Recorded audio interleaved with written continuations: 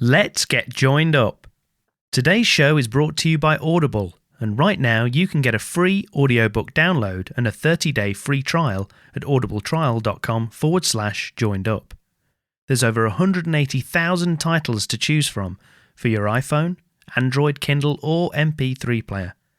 So thanks for tuning in to the Joined Up Writing Podcast, a regular show about all things writing, including interviews with authors, screenwriters, and key figures from the publishing industry. Plus loads of hints, tips, and inspiration for all creatives.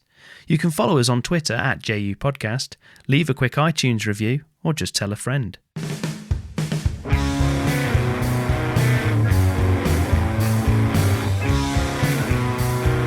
Joined Up Writing. Hello and welcome to the Joined Up Writing Podcast, where a little procrastination can go a long way. I'm Wayne Kelly and it's episode 135 with Lauren North, author of new psychological thriller One Step Behind. Had a great chat with Lauren about her path to publication, her drive to write, and about dealing with the inevitable knockbacks that come as part of the creative process. Rejection and perseverance are recurring themes in many of the conversations I have for the podcast, and hearing these stories and these trials that almost all published authors have to endure really does inspire me, and I hope it does the same for you. It's one of the main reasons I started the podcast in the first place, and it's the reason I'm still doing it now, almost 6 years later. So thanks again to all the creatives who take part, and to you, the people out there listening. I really hope it encourages you to keep going with your projects, and I'd love to hear more about what you're up to. So please drop me a line at wayne@waynekellywrites.com or tweet the show at JU Podcast. Also, why not take a few seconds to join the email mailing list? It only requires your email address and I think your first name, and you get a couple of free short stories for signing up, and you'll also be the first to find out about upcoming shows and events, and it's completely free. There's no cost or anything like that. In terms of my own endeavours this week, I'm definitely in a more productive and positive headspace than I've been for a little while. I've been making lots of notes about possible new book ideas and doing more work on the outline for my spec TV pilot script. I'm breaking it down scene by scene. I'm trying to keep each scene to a short paragraph, but to be honest, I'm finding that I keep getting sucked into writing the actual dialogue. I figure it'll make the writing of the actual script easier, but it does mean it's taking a lot longer to nail down the outline. But the main thing is I'm excited and I'm enthused about laying the whole thing out and visualising it as a show that I want to watch. And the aim is to be able to start writing the first script draft by the end of the week, so I'll let you know what happens with that. Right, let's get to today's interview with Lauren North. So Lauren writes psychological suspense novels that delve into the darker side of relationships and families. She studied psychology before moving to London, where she lived and worked for many years. She's now settled with her family in the Suffolk countryside, where her dark imagination never stops wondering what's the worst thing that could happen in every situation. And her latest book, One Step Behind, is out right now. So here's our chat recorded just last week. Joined Up Writing. Okay, Lauren, thanks a lot for joining me on Joined Up Writing. Really appreciate it. So why don't we just start off just telling everybody, giving them a sense of where you're speaking from, and tell us how things are going at the minute. Oh, thanks, Wayne. Yes, so I'm Lauren North, and I am speaking from my office in a little village on the Suffolk-Essex borders. I've just had a new book come out in ebook called One Step Behind. It's out in paperback on the 3rd of September, so it's a couple of weeks away. And I can tell you what it's about. Go for it, yeah.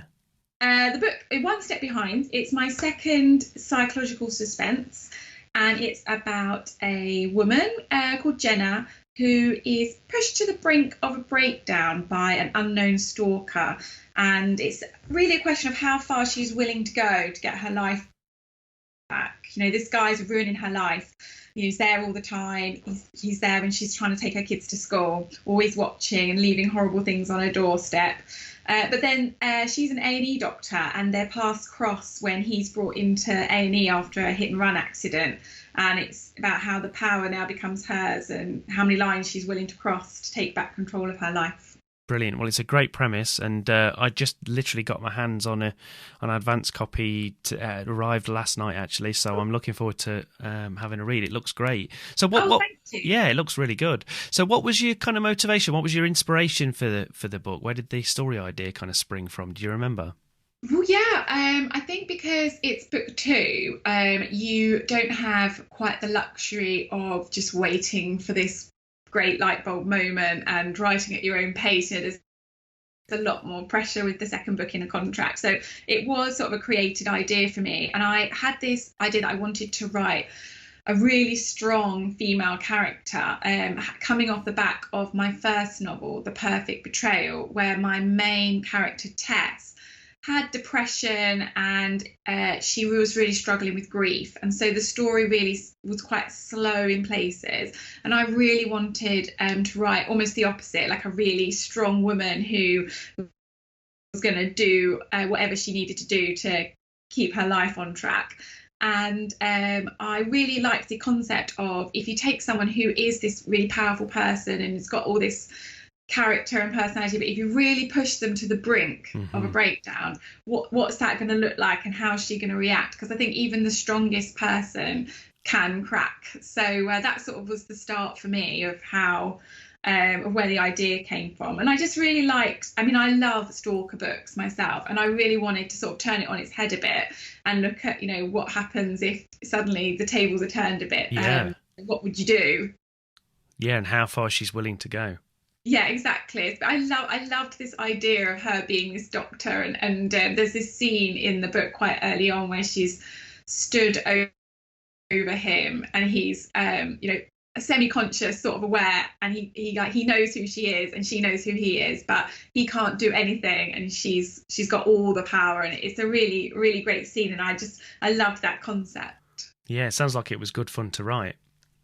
Yeah, it was. Although I would say I'm not a doctor, so there was certainly some research required for that part. How do you approach that when you do that? Do you tend to, you want to do all the research up front and get it out of the way, or do you just push on with the story, leave the gaps, and then come back and fill them in later? Well, I think especially with the medical side of things, because of how it could have affected how the story went, I really wanted to make sure I got that right first time. So I watched quite a few documentaries of 24 Hours in A&E to get a sense of what it was like in A&E. Yeah.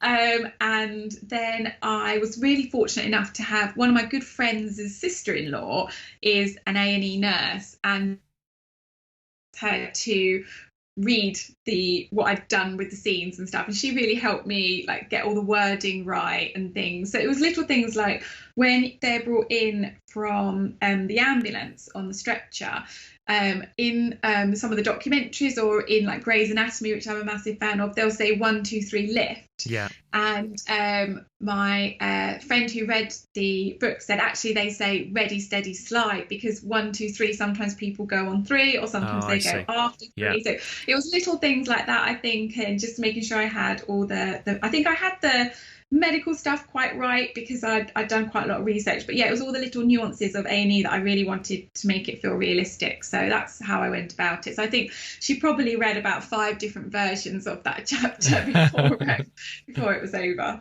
That's great though, that you kind of got that resource and you could use that like that to make sure it's real. Oh, absolutely. Yeah, I obviously still live in fear of someone reading it saying, oh, this would never happen, but I think that can happen in any book. There's always going to be readers with so much more knowledge than us authors. But I hope I've done A&E justice, really, and the NHS and the burden it's under to some extent as well. So what do you think? Obviously, this is your second book, as you mentioned, and it's in the same sort of genre, psychological thriller, psychological suspense. Mm-hmm. What draws you to this genre, do you think? That's a really good question, and it's an interesting one for me, because when I first started my writing life, I started writing romances, and every book that I wrote or tried to write, I was sort of going closer and closer to this sort of much darker place, until I sort of really found my home in it. And I think it really comes from, I have this quite active imagination, as I think most authors will have, but I am someone, and I this is normal or not, but I'm someone who will always see like the worst case scenario in any situation. So if my children are going on a school trip on a coach, I will imagine that coach crashing, and I'll think about all the different horrible things that can happen. And it's not very nice. I have to like really keep control over that. Yeah. But I think that's where my love of the genre comes from, that you can take ordinary people in everyday situations and really mess with them. So that's what I love to do. Yeah, that's why you're drawn to it. So you mentioned there, you kind of touched on the fact about that you started writing in a different genre originally. So let's go back a little bit. So tell us a little bit about your background, where you grew up, and kind of what your earliest memory of writing was. So I don't ever remember not writing. I think like so many authors, when they talk about where they started, it was often little stories when they were growing up, and that's certainly the case for me. My mum worked for it was called Customs and Excise at the time, which is now HMRC, Mm-hmm. and she used to raid the stationery cupboard at the office. Don't tell anybody. And bring me home these little exercise books, like the proper school exercise books they were, and I used to just fill them up with stories. I just loved it so much, and I was always reading, a real reader, absolutely devoured books. I was reading, John Grisham by the time I was 11. I think that's really common as well, to sort of read ahead as well. And then I think like I went to school and to university and completely forgot about it until I was sort of settled in my employment in my early 20s. And realised that actually I really didn't want to work in an office and do it for a living, and I really wanted to write. And so I sort of just started I'd get into the office half an hour early each day and just started playing around with writing and having little goes at a book, which I would hope will never see the light of day because it was so dreadful. But I think it really taught me so much about novels and the concept that you really have to learn the craft. I think it takes a lot of patience and practice to write books well. So I think that was key for me. Just keep going and going and going, and eventually I got here. Absolutely. Well, congratulations. Thank you. And so when you started writing those, as most people do, lots of either aborted novels, or you get all the way through it, but like you say, you still don't really want to show anybody, and it just lives in a drawer. But so you thought you were sort of leaning towards romance. Why would you say that was? Were you reading a lot of romance all the time, or did you just think that's what you should be writing? I think at the time, I read quite eclectically, but I certainly did enjoy romance and women's fiction, and I think I could really structure of those books quite well. And I think this was again quite a while ago, so we're talking maybe 15 years ago now, and the genre of the girl on the train genre hadn't exploded at that time.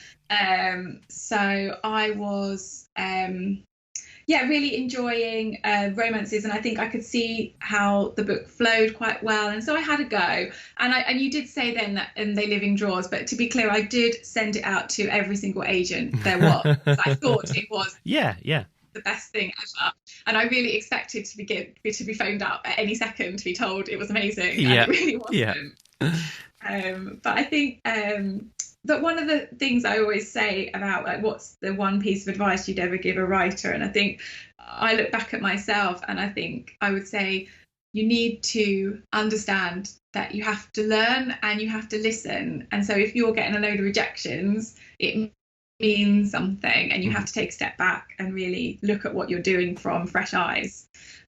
That's great advice. I was quite back then. But yes, I wrote a couple of romance. Oh, sorry. No, sorry. I was just going to say, no, I think that's really good advice. But it's one of those things as well. It's easier to do with hindsight, isn't it, than at the time? Absolutely. But when you're sending things out, it's your baby, isn't it? I mean, I kind of had a similar situation with the thing that I've written most recently, and it's the same sort of thing. And I think I've just come into terms with the fact that I should probably try something else for a while, start on a new idea, and approach it differently. And it's kind of quite a tough decision to come to initially. It's a difficult thing to work towards. Yeah, and it really is. And actually the same thing's happened to me. Like literally last month, I started writing a book and I just loved it. I thought it was going to blow people's socks off, but I couldn't get anybody to agree with me. So I'd only written the opening, but I still in my heart believe it's amazing, but I just still can't get anyone to believe it. So I think you have to really accept the fact that these people know what they're talking about, and I put it to bed for now. Yeah, for now, that's the important word. I think nothing's ever wasted anyway. You can always revisit it, and you can always just, plunder it for other ideas and characters and things anyway, or scenes, can't you? Absolutely, yes. Absolutely. So, yeah, so you mentioned, so obviously this is your second book. So your first book, was it The Perfect Son or The Perfect Betrayal? I thought you mentioned it was both. Depending on where it was.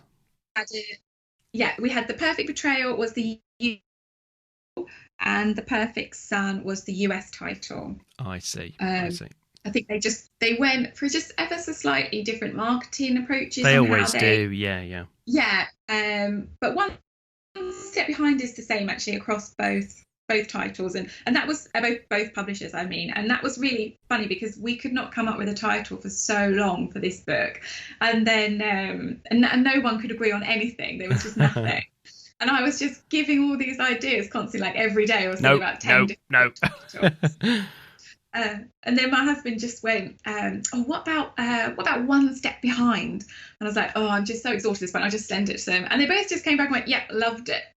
Brilliant. So I forgot to add it into the acknowledgements as well that he came up with the title. So I feel a bit bad about that, but luckily he doesn't read the book, so we'll never know. Oh, you'll be okay. Funny enough, that's the second time within 2 podcasts that the author's husband's come up with the title, and obviously then wanted to take a lot of the glory for that as well. So that's exactly. Yeah.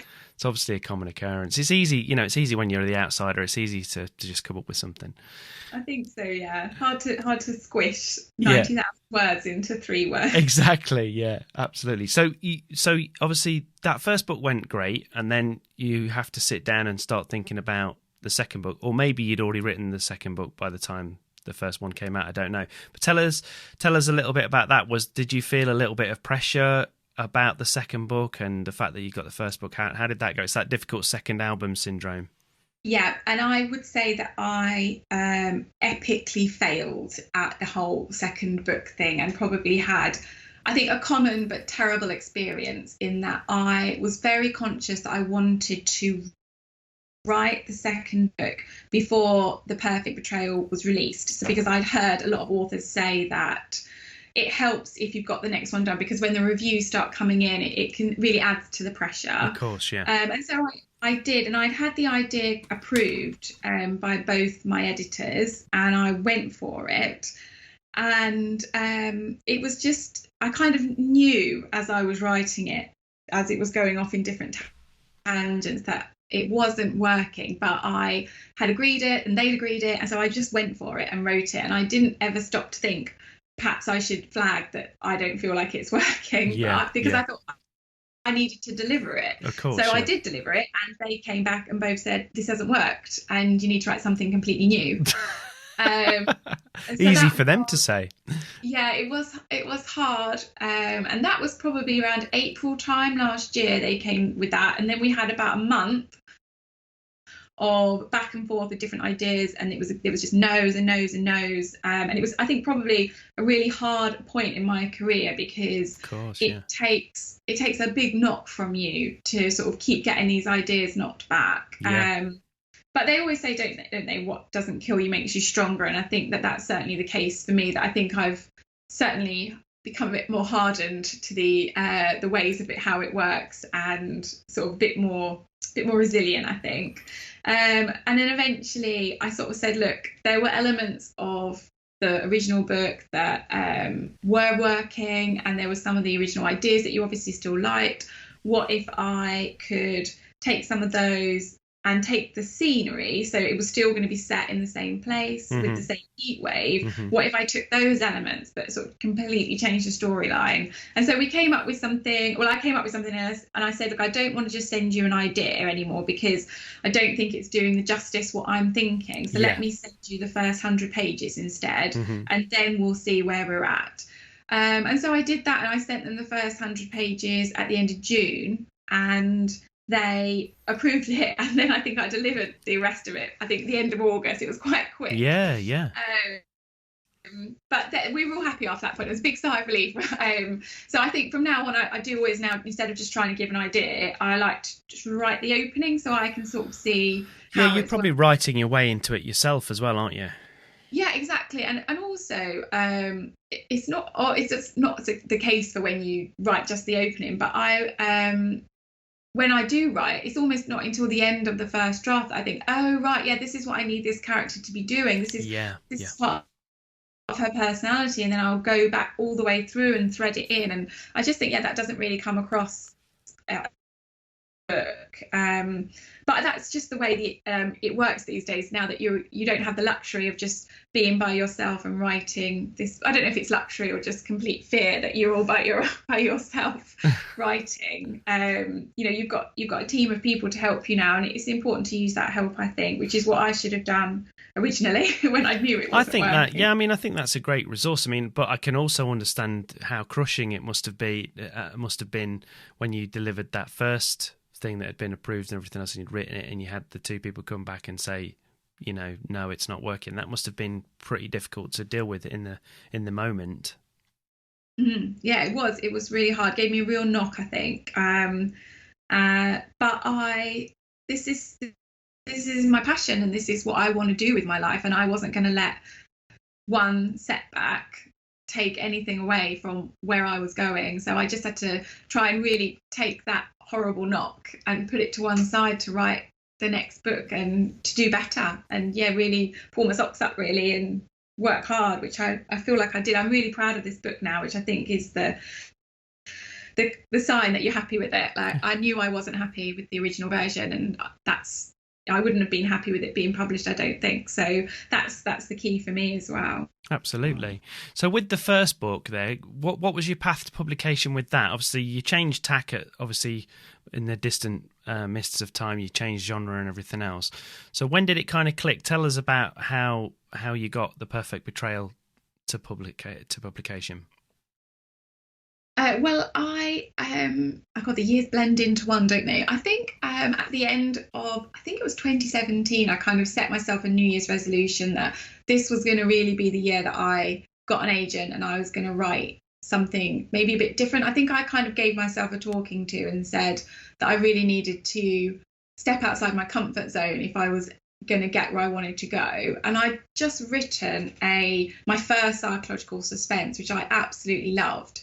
And that got me an agent, but we couldn't really sell it. We got some offers, but it wasn't quite what we wanted. Mm-hmm. And I just almost finished writing The Perfect Betrayal, and so I just said, look, I want to take the right step for me for my career, and I don't feel like this is it. So let's put this book on the back burner and let's go out with The Perfect Betrayal instead, which was a real tough decision to make, I think, especially when you've got so able to sort of take a step back and say, well, is this the right thing for me? So I really put the time into The Perfect Betrayal, and I wrote that book. I wrote the first start of that book 3 times before I really felt like I'd got how I wanted it in my head down on the page, I think is. So I deleted so many thousands of words in the process. But I think what came out at the end is something, I'm so immensely proud of. And I still think of the characters in that book, I think, every day, because it's set in the village where I live, and it just feels really close to my heart, I think, that book. There was quite a lot of themes in that book that I still think of every day. Yeah, no, it's great that you're so proud of it. So when you got your agent, how did you go about doing that? Again, was it a bit of an easier process this time, that time around? Did you send to lots? Did you have kind of a method with that, or was it just a case of you start at A and just start sending them out, as some people do that I've heard? Oh, it was tough, and I'd been submitting to agents at that point for about 12 years with just rejections. And I think I was getting to a point where some of the rejections were becoming a bit nicer. So it was a bit like, I quite like this, but I don't think it's for me. Uh-huh. So I sort of felt like I was inching closer. And then that year that I decided to get an agent, I went to an agent author day run by Bloomsburg, I think it was. It was just like you got to meet, I had a one-to-one with an agent, and you got to have a real good chat with them about things. And so I really took it as an opportunity to give a hard sell.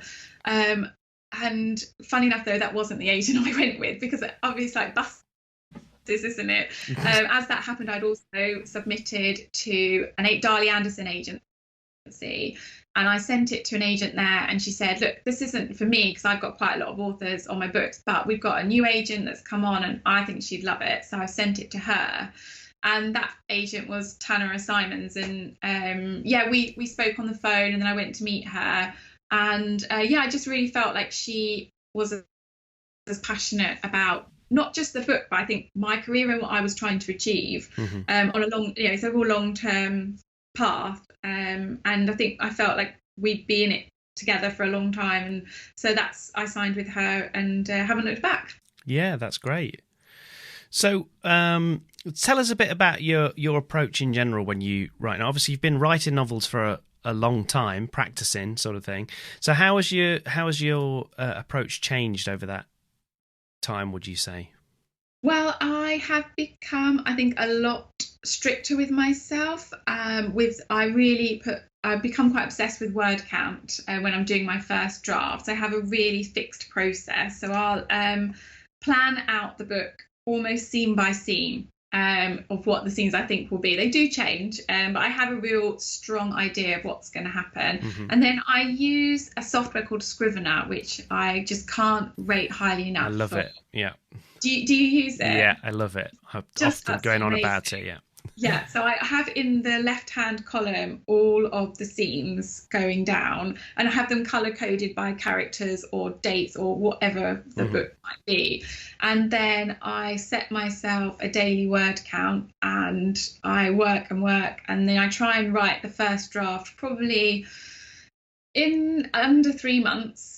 Depending on what else might be going on in my life, like with school holidays or homeschooling, whatever it might be. And then I'll spend probably another month rewriting it almost and editing it until it's sort of, I feel by that point it's ready to be seen by someone else. So that's how I go about it. So that first draft is quite an intense process, and I try very hard not to look at the bigger picture of the novel by each scene and try and get the personality of the characters into the scene, and then as I write it on my second draft, I sort of slow it down a bit then and add more depth to it. And do you tend to find that you cut lots of words, or are you an author that ends up adding lots of words in if you kind of add into themes and different things? Oh no, I add. So my first draft is generally about 70,000 words, and then by the time anyone sees it, it's normally over 80,000. So I will definitely add to it. You're adding stuff in. I'm an adder, yeah. You're an adder. Yeah, obviously you've been doing it a long time in terms of a practice, shall we say, trying all these different novels and different bits and pieces. So would you say that over the period of time the process has changed? Did you always start out with the same mentality that you've got now? Have you kind of developed that process over time? How has it changed? I think it's changed in that I think I take it more seriously now. I think when I first started writing, I would just have a little play with a paragraph and try and get that paragraph perfect, and I wouldn't really necessarily think about how many words I was achieving each day, and I just muddle along with it, I think. But I think I now treat it more as a job, which it is, because it pays the bills. But I try and see it as like, this is the day I'm going to be writing, and that's what I'll be doing, and I'm not going to do anything else, and I'm not going to do the jobs that need to be doing. They'll have to wait. So I think, that's the big change for me, I think, over the last few years, is how I treat it and how I see it as well. I think I'm quite lucky that I still feel really passionate about it, and it's still the thing I want to do more than anything. So if I find myself with a spare hour in the day that I didn't think I was going to have, I will just want to sit and write now. So, I don't know quite what my life's going to look like when the children have grown up and I don't have all the interruptions that I have. I think I might become a bit of a workaholic. So I'll have to keep an eye on that. Get another hobby, yeah. I'll have like 8 different names and write all the yeah, incredibly prolific. What have you got any kind of productivity tips or things that work for you in terms of getting the words down? I know you say you use Scrivener, and I'm guessing you use the daily word count target thing on that, which is brilliant. I love that. I love it. So turn it green. Yes, it has to go green. I also use a website. This is where the real obsession comes in, called pacemaker.press. It's called, and you just put like the title of the book in. It's just for you, no one else sees it, and you put in how many words you think it's going to be. You put the date you start in and the date you want it finished by, and then it will map out how many words you need to write every day to get to that target. And you can have days, you can set it so that the weekends you write less or more, and you can have push days. And I am just obsessed with that so much. I think especially at the start of the book, where you've got like 5,000 words, and it's so daunting to think, how am I going to make this 5,000 words 75,000 words? And it's just, I instead of looking at it like that now, I just think, right, well, I've added 2 and then I've added 3, and it just builds and builds. So right now I'm working on something new, and I can tell you I'm 71% through. I've got 2 weeks left. So brilliant. I think it really helps that first draft. And it's weird because there's such a relief when it's over and I don't have to obsess about it. But then I still really love it so much. It doesn't feel like I'm writing a first draft. I'm not obsessing over it. Yeah, it sounds a little bit like NaNoWriMo. Write a novel in a month kind of system, because that was the side of that I mean, I've only ever done that once, but the thing that I liked about it was the fact that you kind of got your daily word count and you recorded it and it all went in and it told you percentages and stuff. I loved that, and I didn't realize there was like another site that basically did the same sort of thing, just as and when. So that's good. So I think it's pacemaker.press. Yes, and my friend Sarah Bennett, who's an author, put me onto it, and I just rave about it. I love it. The best thing is, it's probably not the best thing, but one of the lovely things is that when you put in like what you've achieved that day, confetti explodes on the screen, and then when you meet your target for the whole project, confetti just explodes for ages. That's brilliant. You get that little hit of dopamine go off in your brain. Yeah. I mean, sometimes when I don't hit all the words, I feel like the confetti's almost being a bit sarcastic and a bit lackluster and sort of taunting me, but I think that's probably just my obsession, not maybe software. You're literally driven to write. Yes. What would you say is the most common mistake most new writers make? That's an interesting question, because it's so hard to know where you draw the line on what's a new or more experienced writer, because I still feel so new and like I'm really learning all the time. And I think, just going back to what I said at the start about my one piece of advice, I think the biggest mistake I think a new writer can make, and what I made, was not taking advice from people who know what they're talking about, and not being professional. Maybe I think as well can be a thing. Like, I think you need to see it as your name is your brand, and you have to present yourself in a certain way, and I think that's really key as well. But I don't know if that's necessarily the best piece of advice, really, but I think it's something that I'm always thinking about when I'm talking to anybody or I'm on social media, is how am I presenting myself, and am I doing it in the best possible light for my career, and am I meeting my deadlines, and am I being polite and courteous to the people who I'm working with. And I think that's really key. You know, it's such a long-term job, and people in the industry move around all the time. Your paths will cross with someone you worked with, 6, 7, 8 years ago. And I think it's just really important to always present your best self and to be kind and courteous as much as you can. So it's those two things, I think, for me, is listen to what people are saying, take the advice as best you can. If it's not working, then keep going. Don't ever stop, definitely. Yeah, that's great advice. What would you say has been the most helpful piece of creative or inspirational advice that you've been given, that somebody's given to you along the way?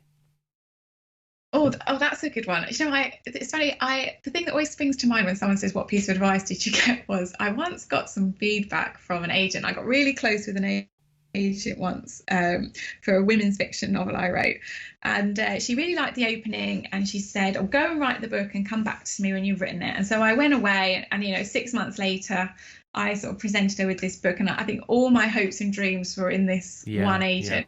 And she called me up, and I was like, "Oh my gosh, she's calling me! This is good this news." is incredible. She's just on the phone. Yeah. She said, "Lauren, you write like you're in a Friends episode," and I don't even know what the word doofus means. And how did that was a really hard knock for me? But what she did, she literally called you to tell you that? That's funny. Yeah, it was really nice of her, and I was literally about to go and pick up the children from school, so I had tears running down my face. But one of the things she did say in that phone call was about a writer's toolkit, which is like making sure you're learning and making sure you're using your whole craft. And I think that just goes back to what I keep saying, is that you have to really understand that writing is this journey for me, and I'm always learning. So every time I'm reading a book, I'm thinking about how they're setting it out and how they've done things, and how is it working, and how would that might work for me, and what method. And I think also it goes for things like Netflix now as well, as this obviously exploded into the scene for the last few years, and all these streaming sites, the way they are hooking a viewer with the way they present episodes is similar to chapters, and I'm always really mindful of, am I hooking every chapter hooking. So I think it's all about looking at what's around you and growing as best as you can. And I always feel like I'm on a journey, and I've got so much still to learn, and I'm excited about that. It's great. Well, as we kind of move to wrapping things up, but it's kind of along the same sort of theme, but if you were to start again, completely afresh, brand new writer tomorrow, what if anything would you do differently, or what would you go back and tell your younger self? Oh, that's a good question. I don't know. I think, what would I do differently? I think I probably wouldn't resend submissions to the agents who'd already said no, saying I thought they were wrong, and did I think they perhaps wanted to have another look. Might tell myself not to do that. I think I would perhaps, the advice I would give to myself is to have more patience, because it is an industry where you really, I know that there are people who write one book and it's amazing and it becomes, a Sunday Times bestseller. But I think for most people who I've spoken to and met, we've been in it for so many years now. And I think that would be my advice, is just to have some patience and keep focusing on the fact that you enjoy it. I think maybe I might try and treat it more seriously to start with. But I think it's all the process, isn't it?